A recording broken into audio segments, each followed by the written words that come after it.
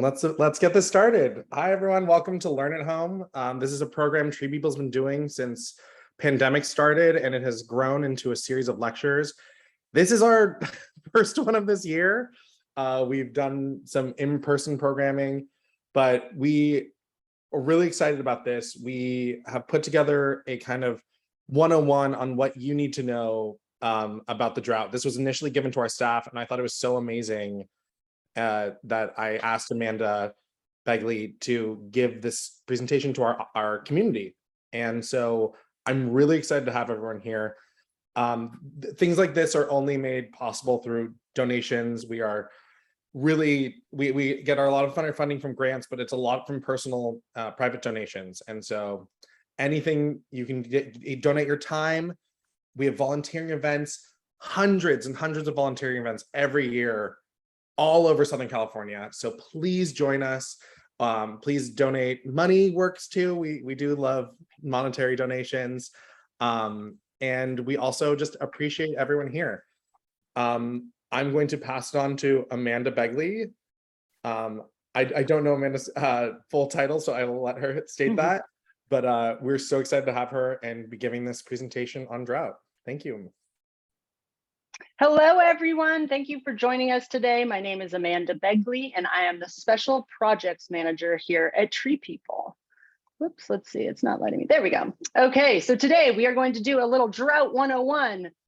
You're hearing about it a lot in the news. Maybe you're seeing the implications in your own yard or the places that you love to go. And so we're going to kind of unpack it a little bit because there's just so much going on. It's sometimes hard to make sense of all of this information.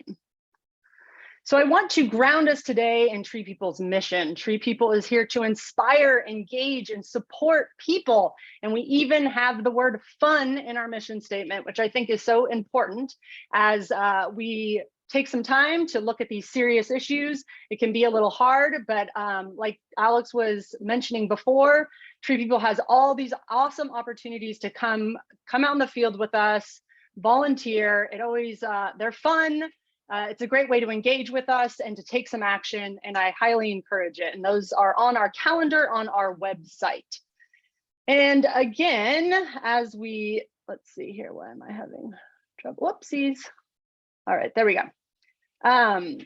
So TreePeople has been around for almost 50 years, and during our long history, we have been kind of at the forefront of a lot of these solutions that the world and our region are looking towards right now, right? How do we live in a more aligned with the local ecology? How do we capture rain where rain falls? How do we see trees as the superheroes they are to store water and cool our cities, and the importance of native plants and all of that stuff. So we're going to be sharing some resources at the end, and there's links to all of these reports. We also took a delegation to Australia many years back with various policymakers from the state. So we are operating at multiple levels here at TreePeople. Things people that can do in their own home. We're working with decision makers, working with schools, parks, all of these different ways, because all together we can make some serious change, right? So there is an opportunity to do things differently. And I just want to remind us that as we kind of go through some of this stuff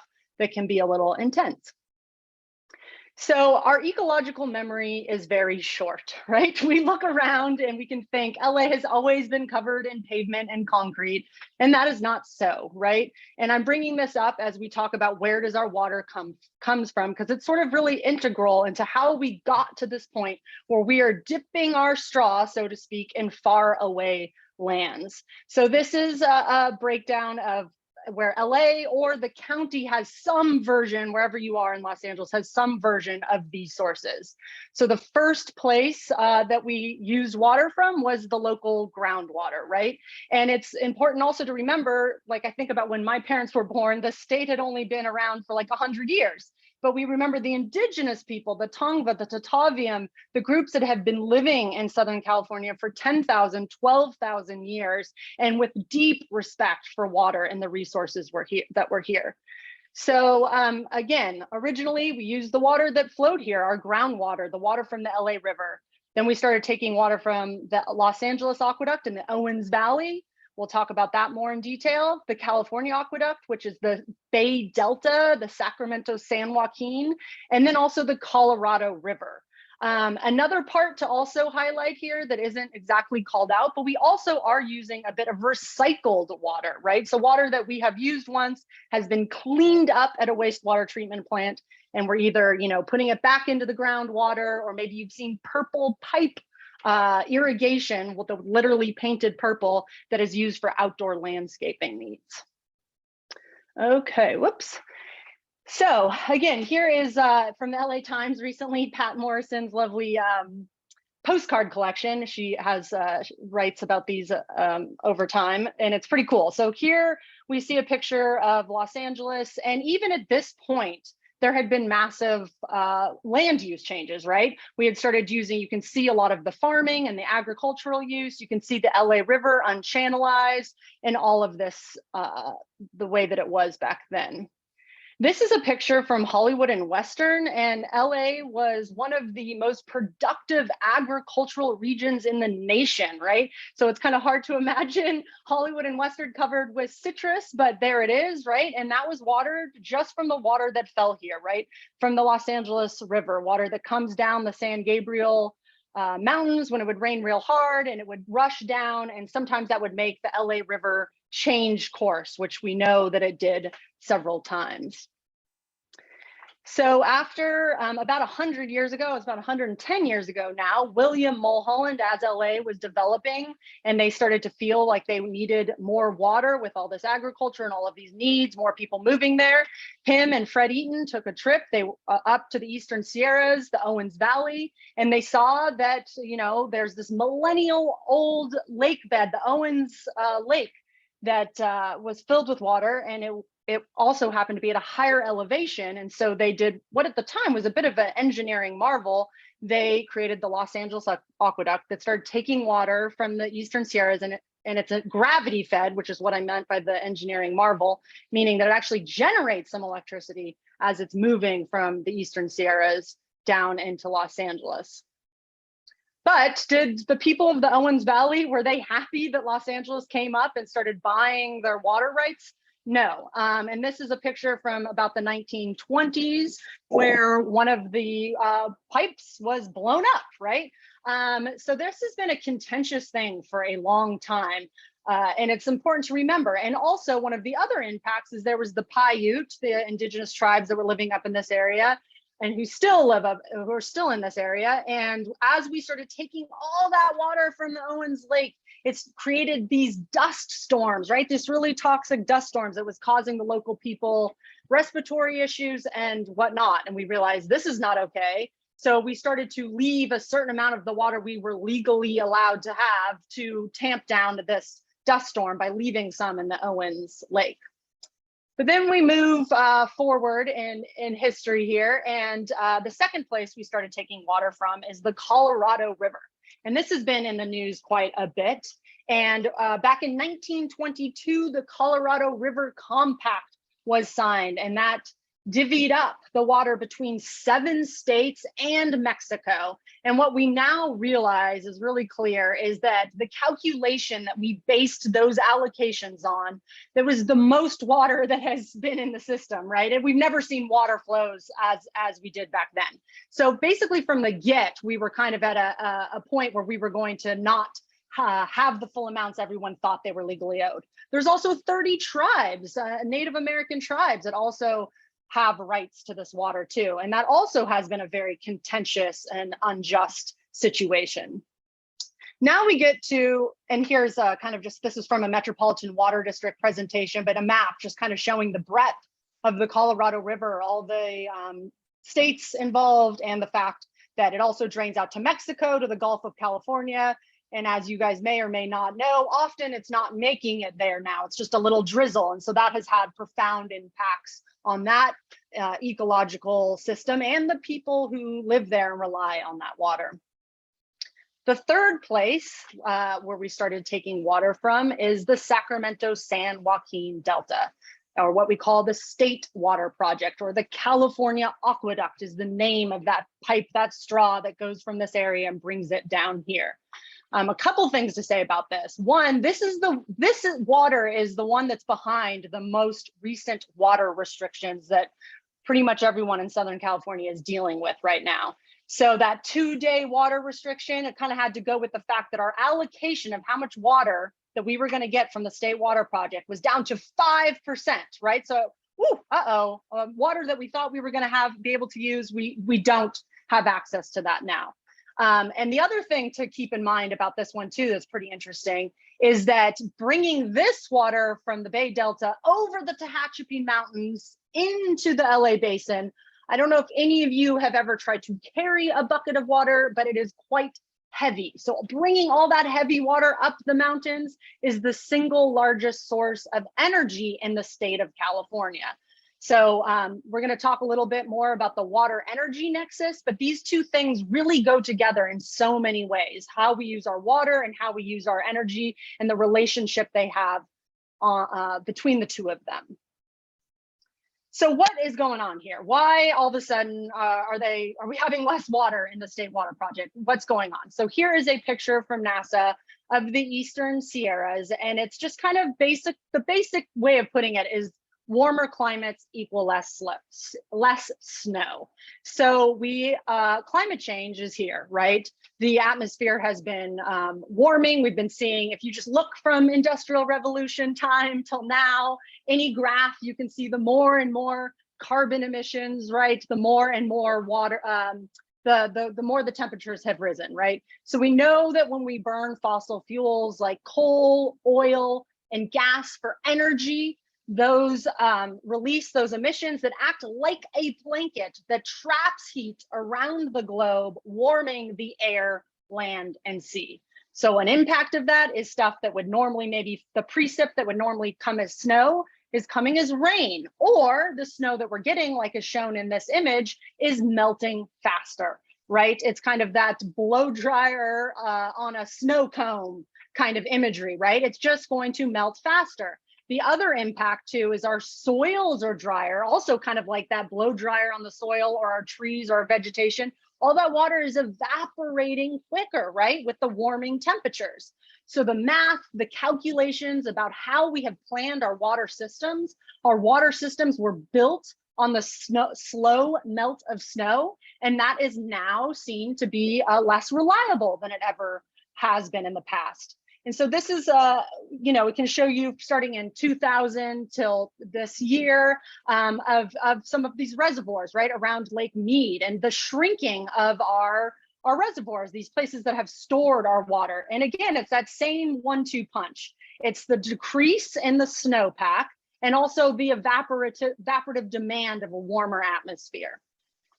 And a thing also that has become quite clear is that our modern infrastructure was sort of designed for a climate regime we are no longer in, right? We have now global temperatures, we have warmed 1.1 degrees Celsius or 2 degrees Fahrenheit. The latest IPCC, the Intergovernmental Panel on Climate Change report, it shows that we are headed towards that 1.5 degree warming very soon. And so this trend is going to continue.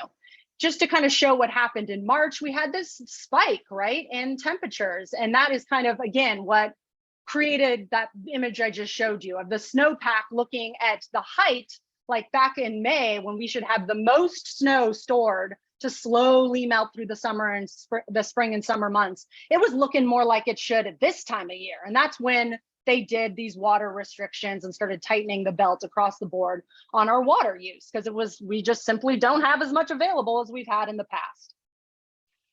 Here is a LA Times article, just caught my attention back in May, and it was showing that consumption was increasing from the previous March. And again, I don't think this is entirely just people not caring, which may be one interpretation. I think this also has to do with what I've just been talking about.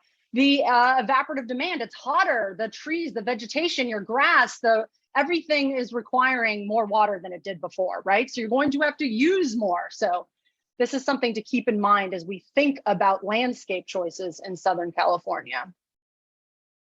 So water systems are under stress, right? Climate change is water change. We can see it in all these various ways. The way the phase states of water are just accelerated through this impact of extreme temperatures, right? So we know the American West is suffering the worst drought in over 1,000 years, but also Europe is in severe drought, and China is also, and then just, I was reading today about the Horn of Africa also in this severe drought. So it's not just us, it's not just here, it's widespread, right? It's the climate in general.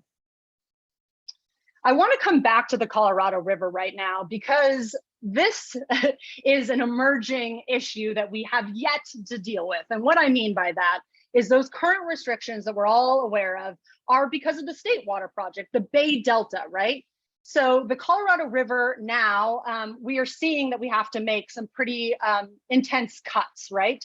And it has been left up to the states to figure out how to renegotiate that original 1922 Colorado River Compact, because like I said in the beginning, first of all, there was never as much water as we calculated in the first place. Then there's the pressures of climate change. So it's really getting strange, right? So the states were kind of supposed to go together and figure out how they were going to renegotiate it, and it fell through. The negotiations fell through. This has all happened fairly recently. So just now, you may have heard of the Inflation Reduction Act, the federal legislation that's going through, and there's $4 billion earmarked. They said that the federal government is trying to incentivize the states to do something, to take some action, because they see how extreme the situation is. And they're still writing the details, but this article was sort of outlining the various ways that they were going to address spending that money, and it really kind of calls to this sort of whole of systems thinking, right?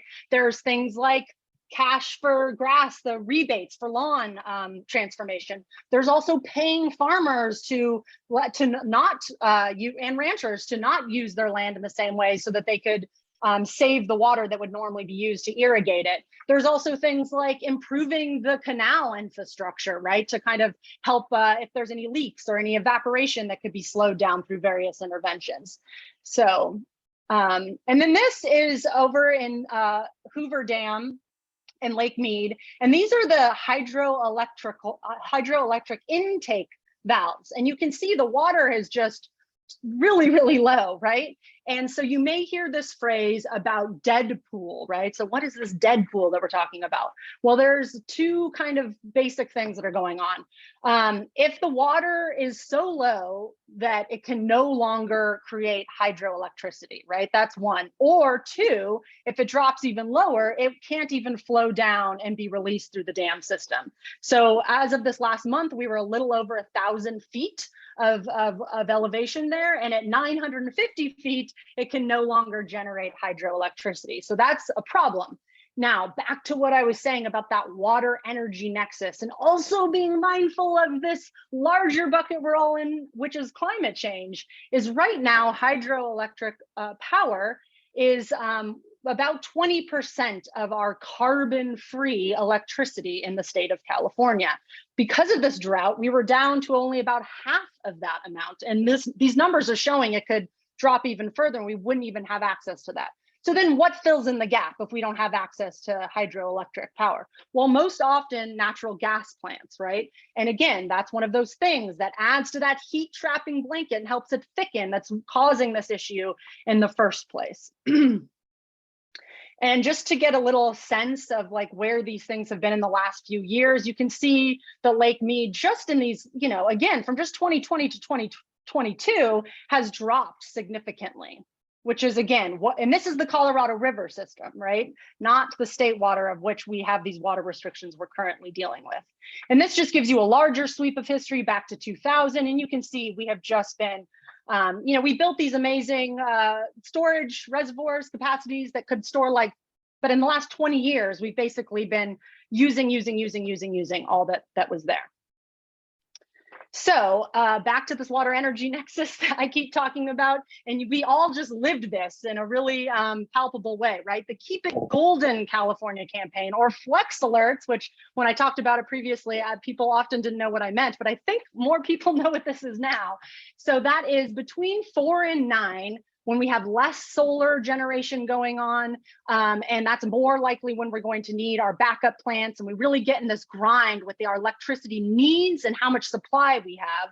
they were doing these campaigns to kind of remind people between the hours of 4 and 9 to power off devices that weren't being used, to maybe do things like wash your dishes or charge your car, do different things maybe before 4 to 9 to kind of really make sure that we could make it through these times without getting into rolling blackouts. And if you guys saw recently, we got super close, right?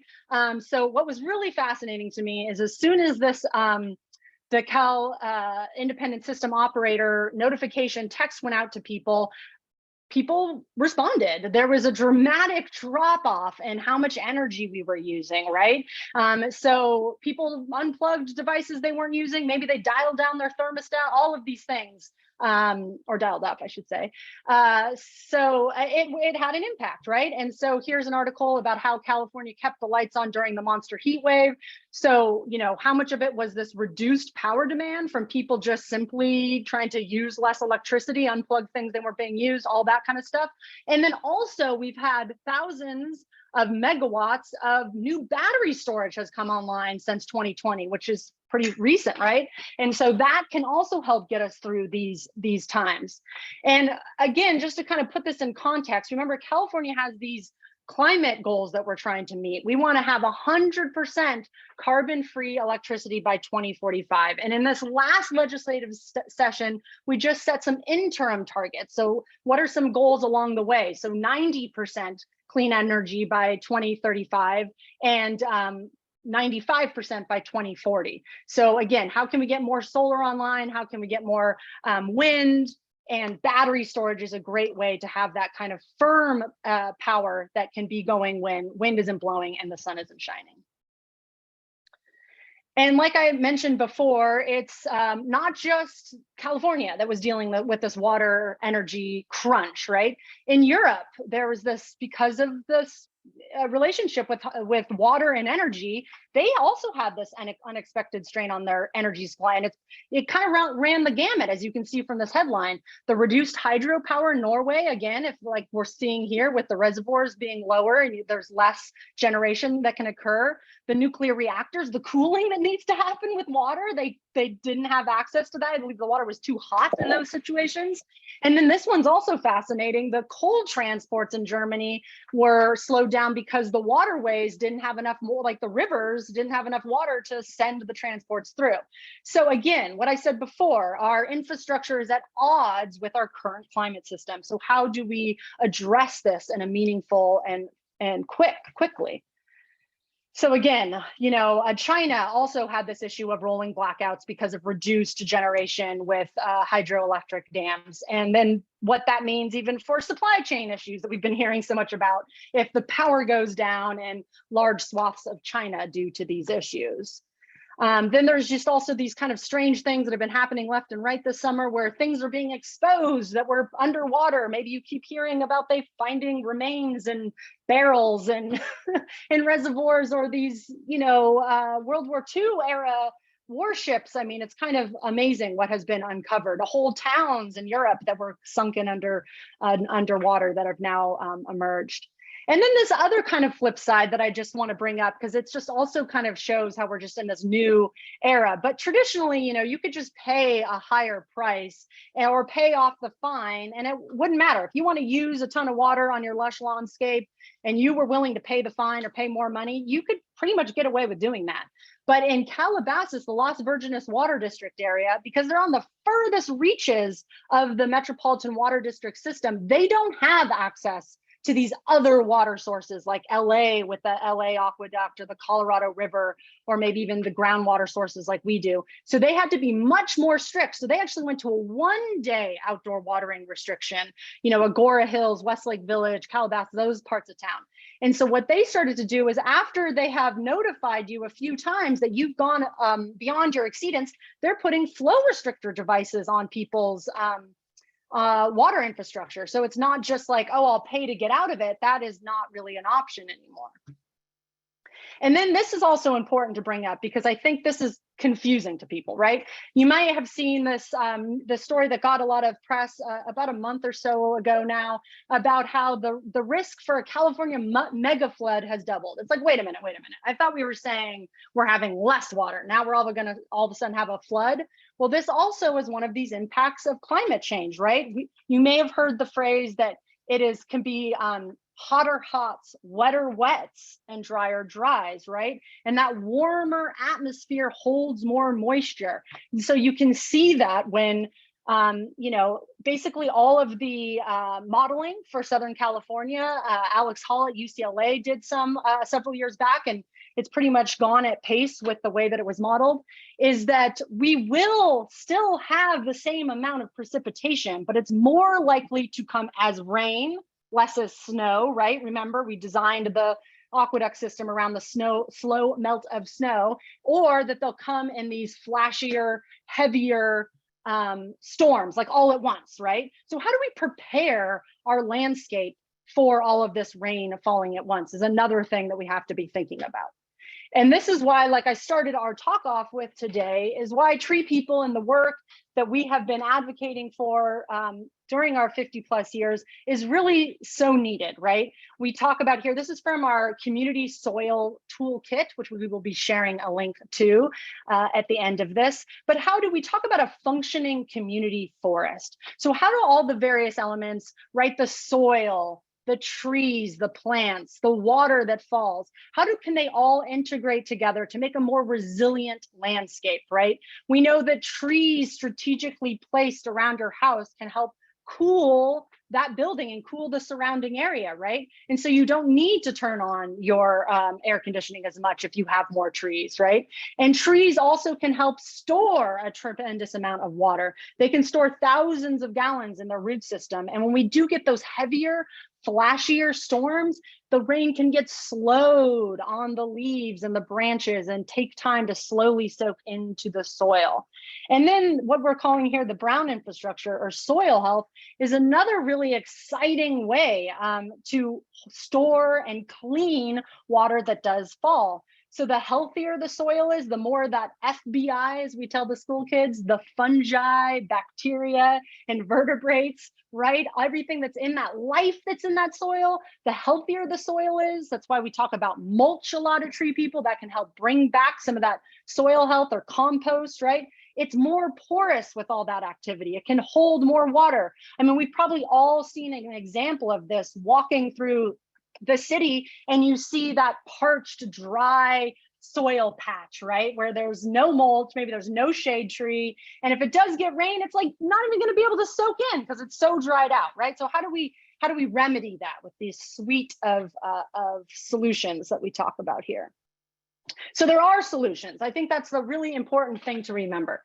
You know, we paved over a lot of Los Angeles with concrete roads, asphalt, all of that. That made it so that when we do get that precious rain that falls, and again, remember, the climate models are showing we're still going to get about the same amount of precip, but it's just going to come in these faster, shorter spurts. How do we capture and clean it, right? And when it's all covered in that pavement, that water can't soak into the ground. It can't restore our local water savings accounts, our groundwater, our aquifers. The number one thing that I've been talking about here too is like conservation stuff and landscape transformations. When you look at residential homeowners, about half the water is used to water the outdoor landscape. Well, maybe that isn't the best choice now with all these constraints on the system, right? So that's why you see the various water agencies offering rebates for removing your lawn. And so again, lawn is sort of a aesthetic that came from the East Coast, that came from Europe and places where they do get a lot more rain.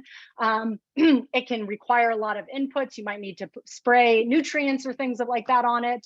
And it doesn't really serve multiple benefits. Whereas a native landscape, if you bring in native plants, they have been adapted over time to deal with our climate conditions, the long, hot, dry periods, and those bursts of rain that come only in the winter months. They also invite the local biodiversity, their habitat and food sources for our local critters, which is also amazing. And they can also contribute to that soil health. So conservation and landscape transformation is a big place where we can have input.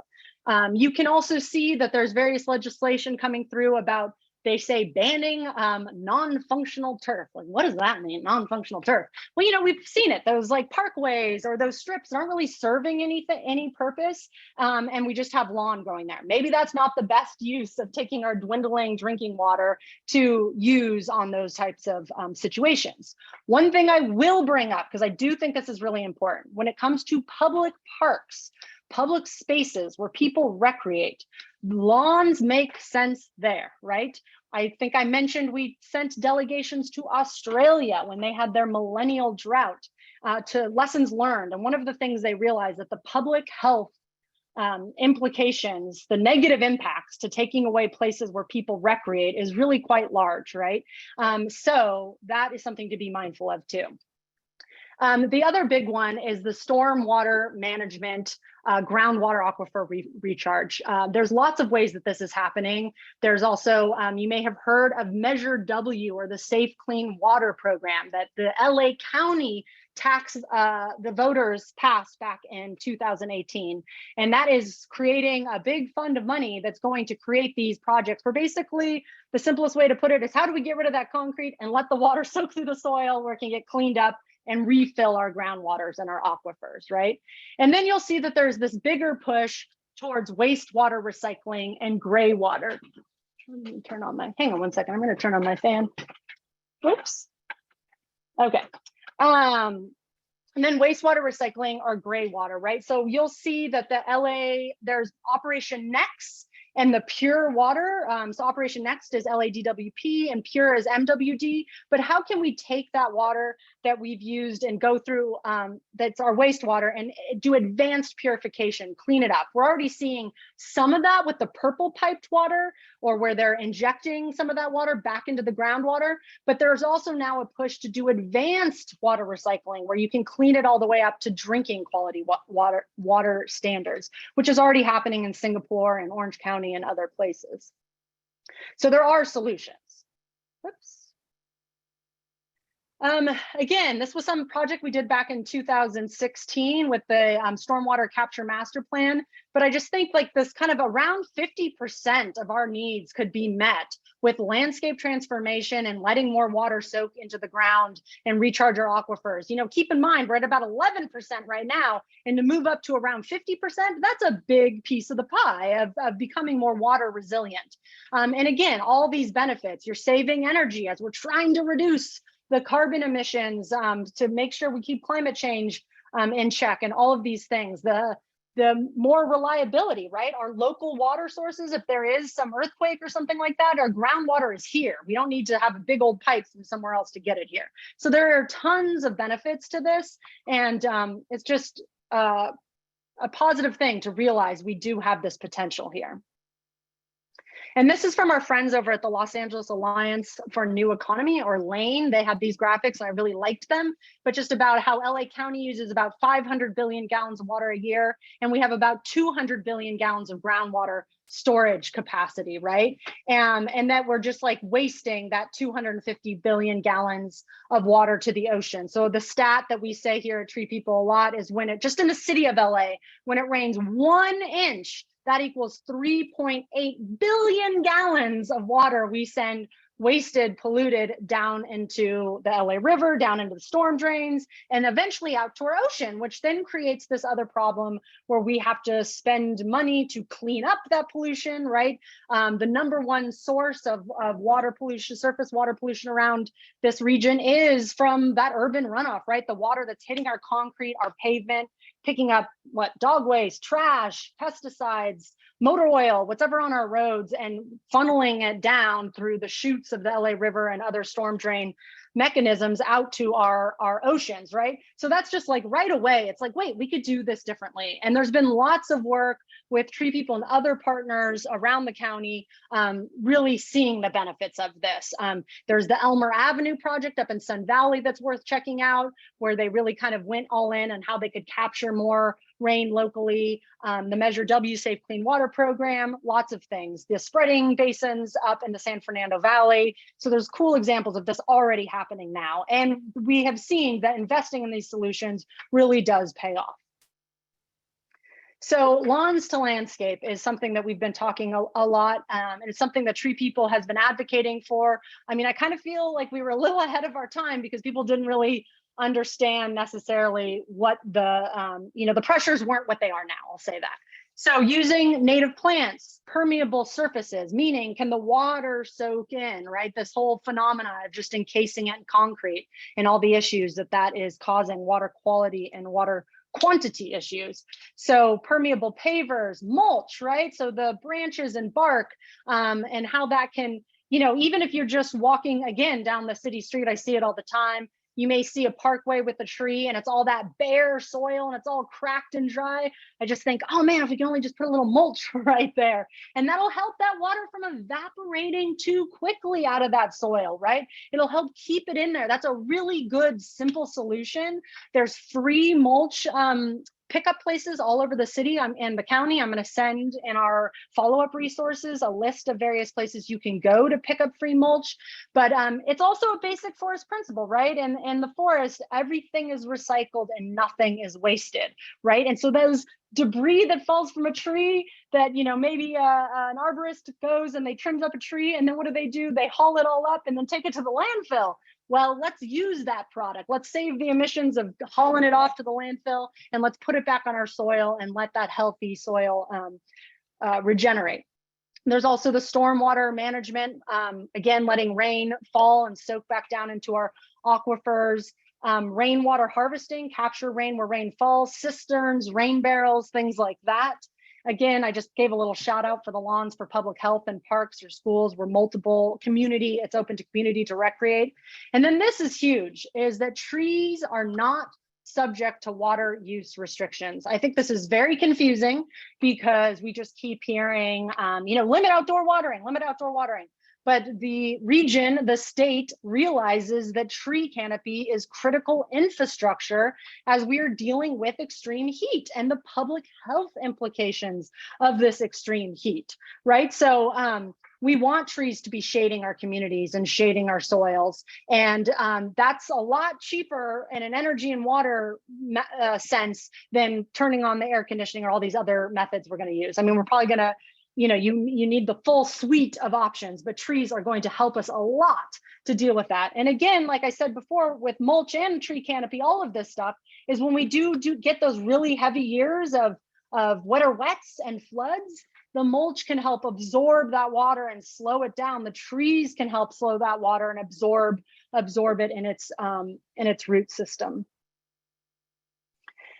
We are going to be sharing this infographic that we created about how to keep trees alive in the drought. And so just some, tips on how to make sure it's mulched, how much mulch to put down, how much to be watering it, right? So you want 3 or 4 or 5 gallon buckets about once a week. Some folks are doing that thing where they put a bucket in their shower when it's warming up and using something like that as an additional source. There's also places around LADWP that's offering recycled water if you want to pick some of that up too. But there's, and so this is a great resource on how to keep your trees alive in the drought. Again, we'll be sharing this, but just to kind of show that, here's just LA Sanitation's free mulch, and it's spread throughout the city of LA. And I'll be sharing this resource too. So a great way to help keep that water in the soil and provide those nutrients. And the other thing I didn't say about soil too is it sequesters carbon, right? That extra emissions, that heat trapping blanket stuff, pulling it down from the air and putting it back down in the ground is beneficial as well.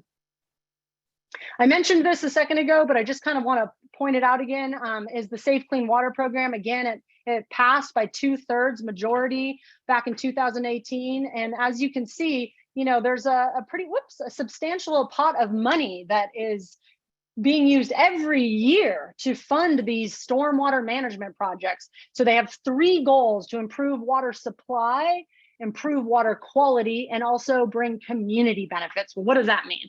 Well, it's different for every community, and everyone has a voice to participate in your watershed area, which this map shows where those different regions are located, and they have meetings once a month, and they have projects that come up for review, and you can submit public comment and get involved in the process and say, yes, my community wants more parks, wants more recreation areas, wants more tree canopy, more shade, whatever those things are that you want. These projects have to combine. Again, it can't just be water supply and water quality, improving how clean the water is, but also has to bring some community benefit. Again, like more park space, more trees, school greening, things like that, things that people want. And again, back to the school greening thing, we just had a win pretty recently. TreePeople was really involved in advocating for this historic $150 million that will be used to do greening projects on school. And as you know, you look across the state, and especially here in our region, so many school campuses are covered in concrete and asphalt. That's really hot for the students. The water can't soak down into the ground. It's going to pick up all those pollutants, right? It's all of these things at once. So how can we shade our trees, let our students be out and have some contact with nature, all the mental health and physical benefits that come along with that. And, it's going to cool the campuses, and there's a water supply benefit to doing this stuff just by breaking up concrete. So this is pretty excited. We're excited that this is happening right now. I want to also invite you all, if you have not come up before, to our park up in Coldwater Canyon Park at the top of Coldwater Canyon and Mulholland in Studio City. We have our 40-acre park, and we have our watershed garden. And it's a really cool way to look. Right behind where these people are standing, you see the 2 little mini homes. You can go check it out. We have one that we call our urban urgencies, and it's sort of that business as usual model, the landscape aesthetic that we're all so used to, and shows kind of the issues with that model. And then on the left, you'll see our sustainable solutions home that shows really practical things you can do in your home to be more water secure.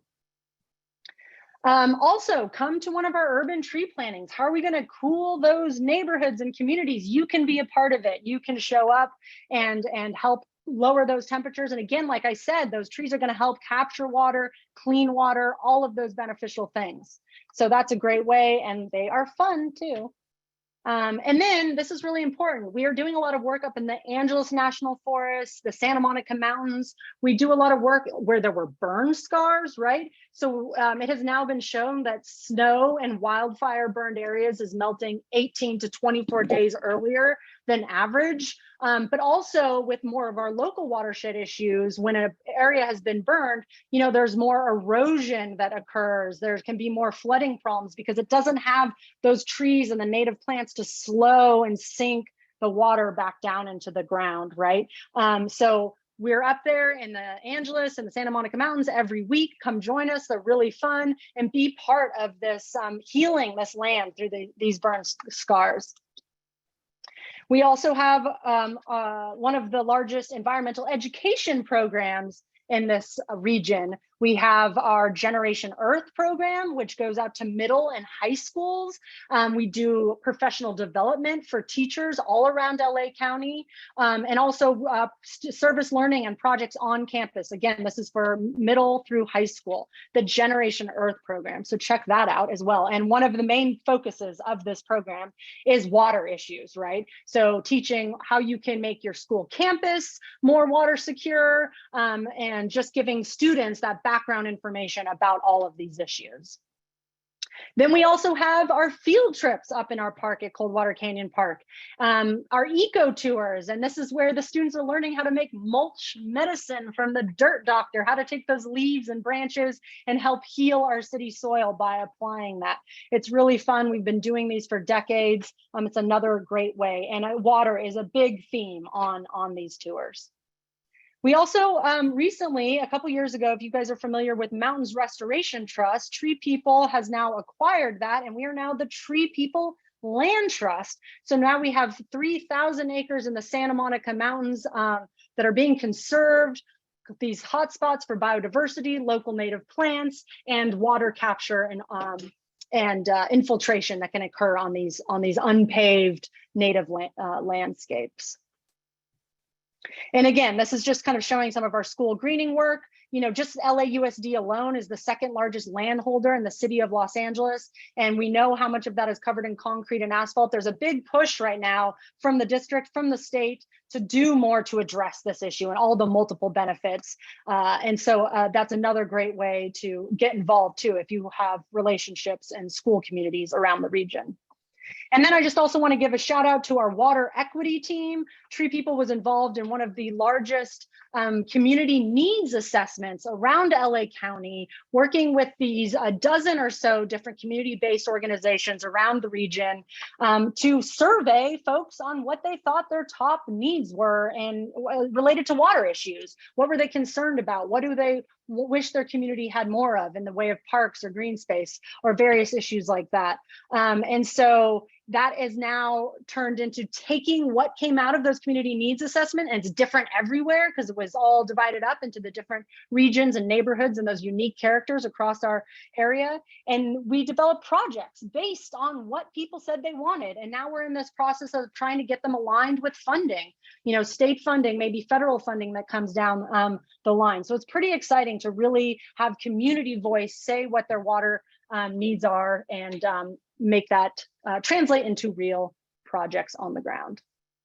Okay, so here is our, please follow us on social media. Here is Alex, who opened this event, his email there. If you have any questions, again, this was made possible through the generosity of donors like you. We thank you so much. And here is my email, again, Amanda Begley at Begley@treepeople.org. And thank you so much for joining us today. I will stop sharing now.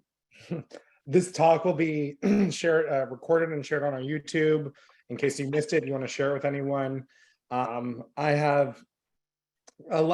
is allowed to unmute themselves and go on camera right now in case there are any questions. I know there was a question earlier about messaging and basically if 80% of the use comes from industrial and agriculture, what's the point? And as we talked about this energy nexus, every bit helps to combat climate change. As like the largest use of energy is transporting that water, I would say that that your conserving water is reducing our need for energy in the state of California. So yeah, so I don't know, Amanda, if you wanted to add anything to that. Yeah, and I mean, I do think the one slide I shared about the IRA, the Inflation Reduction Act, and around there's $4 billion earmarked towards dealing with issues in the Colorado River Basin. And one of the things that it sounds like it's going to be doing is paying ranchers and farmers to maybe to not use the water intensive crops that they maybe previously, or water intensive practices. So that's an interesting thing that could be rolled out.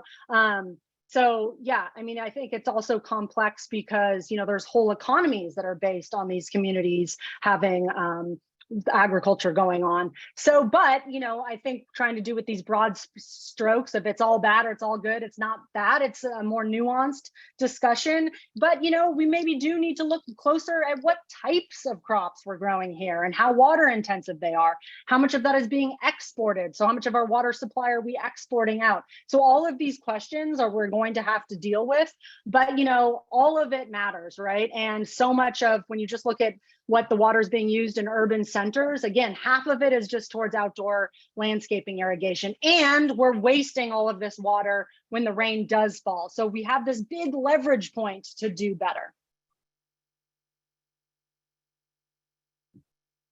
Patricia or Hugh, did you have a question?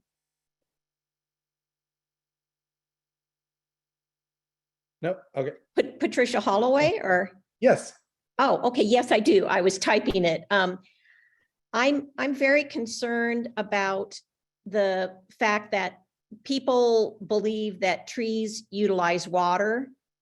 People even think trees use more water than lawns, for example. I mean, this is widespread belief. And so people are actually cutting down their trees, or have stopped watering their trees in response to the drought. They want to save water.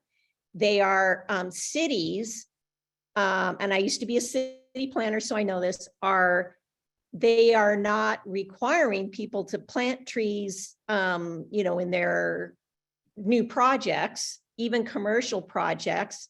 And so you get, gravel and non-native plants, usually succulents. And that is the new landscape instead of trees, natives, or low water using plants. So how do you, what tools do I have to combat this? Trees, yes, trees use water, but not more than they take less than they give. I mean, I need facts because even our water departments are putting this forth, our water departments. So I think it's a big messaging issue. For facts, it's that the benefit of trees outweighs, I think, the amount of water that they require. So Amanda, I don't know if you want to. Yeah, so we are actually in a partnership with the Metropolitan Water District right now and their Be Water Wise campaign. And so it's true, like there's been this major shift, and even just the last year or so of Yes. Water agencies, cities, municipalities realizing how important trees are, right? This whole tree equity reports that have come out, and we're really seeing how in certain neighborhoods where there's no shade of trees, people suffer worse public health outcomes, right? And the whole energy demand. So we as Tree People have been part of this outreach campaign around, watering trees is critical and not subject to other water use restrictions. We have print ads going out. We have some commercial ads that are also going out there on social media as well. And the cities in general are just all now on board with this. So, but it's true. It's really become confusing, I think, right? It's just outdoor watering. It's all one thing. Trees aren't necessarily seen as the multiple benefits, right? We're trying to solve all of these things at once, and trees help us do so many of those things, cool our neighborhoods, clean and store water. And so they're real heroes. And also what you mentioned, and I meant to say it, I'm so glad you brought it up, is that the whole rocks and astroturf and like, so again, maybe in small amounts, those make sense, but if you do your whole yard in rocks, let's just say, you're going to have a very hot, the whole extreme heat, your experience on the microclimate of your home, it's going to be hotter, right? Which means you're going to maybe need more AC, or it's just going to be more uncomfortable. And you're also baking that soil, right? All that life in the soil, all that good stuff. So it's going to be any rain that does fall isn't going to be able to be absorbed and cleaned as well as if there was all that vegetation and that health that comes from all of those things working together, plants, soil, water, where you just don't get that with the rocks, right? It's baking it all out. And then the astroturf too is problematic for various reasons too. So just like, again, that's off gassing. It's made out of plastic a lot of the times. And I understand that people may need to use them in small amounts here and there, but when you're really thinking widespread of how we can get more aligned with our local ecology and all, again, those multiple benefits that are brought by those nature-based solutions, really looking towards indigenous knowledge basically is where that whole concept of nature-based solutions comes from. But there's a reason that there's the whole community forest, the plants, the trees, the mulch, all of it, the water. It works in a system to make us more resilient and provide us abundance. But yes, I agree. The message has been very confusing, and it's changed. Like cities and municipalities were less on board with all this a few years ago than they are now. In 2016, they realized how many trees were dying because of the drought that we had in 2016, and MWD reached out to us, and we've had a fantastic partnership to make that part of their messaging is how to keep trees alive during a drought. Back to your original question, I would really say the benefits really outweigh the minimal amount of watering the trees will require. I will say that people shouldn't be using pop-up sprinklers for watering their trees. It's hose watering or a drip irrigation system, because that will be you lose, I believe, 30% right off the bat of evaporation with the pop-up sprinkler. So it's not only watering your trees, it's watering them the right way. And so those 15 gallons a week for young trees it's gonna be less than $5 of your water bill to water a young tree. And for older trees, for more mature trees, you just need to dig down a little bit and see if the soil is dry. And if so, then you soak the water around the tree at the drip line. But otherwise, I think the benefits definitely outweigh the cost. And we will send in those follow-up materials on how to water trees in the droughts. That has a lot of that stuff that Alex just referred to on the graphic. So kind of easy to digest, shareable information. Thank you. And also the gray water, I see someone mentioning this, and it's, there's even like the simple laundry to landscape setup that people can just take the outflow hose from their washing machine and if out into their yard to water trees or whatever. My parents are doing that with their fruit trees in their backyard. So there's solutions like that too, which I heard someone mentioning. And I think that is also something that we'll probably be seeing more of as we move forward. And I will put that in the resources too. There's Laura Allen with the Gray Water Action Network, and they have a ton of resources of like DIY trainings you can take, or how to find folks that you can hire to help install these systems as in your home. So there's a lot of great resources there. We're at 1 o'clock right now. Thank you everyone so much for joining us. We will be sending out a pretty extensive follow-up email to everyone that joined us today. We have all your emails from signing up for the Zoom. So we just want to thank everyone for joining us. This was so fantastic. Thank you, Amanda. Thank you to our partner MWD for all the work they're doing with trying to get the word out for saving the trees during the drought. Everyone, you're welcome to come on camera so we can say hi to each other. I think that'd be a nice little way to say goodbye. But yeah, so and thank you for joining.